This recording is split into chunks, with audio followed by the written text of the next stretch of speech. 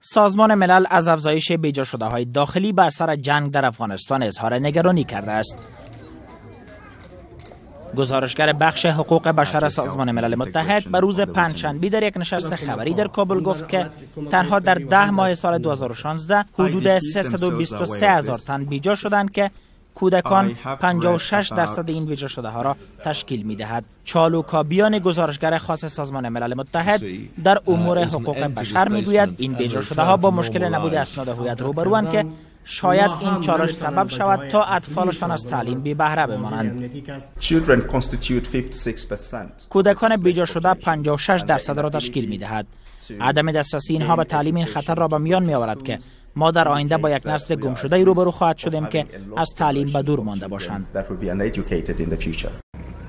آقای بیانی حکومت را انتقاد می کند که پالیسی ملی بیجا شده ها را تطبیق نکرده است. بر اساس معلومات وزارت مهاجرین افغانستان در 15 سال گذشته 1.1 میلیون افغان بیجا شدند که دلیل اصلیش ناامنی ها می باشد. در همین حال مارک باودن معاون نماینده خاص سازمان ملل در امور افغانستان می گوید اگر جنگ به همین شدت دوام کند این نگرانی وجود دارد که تا پایان سال 2016 رقم بیجا شده های داخلی تا 400,000 تن افزایش یابد.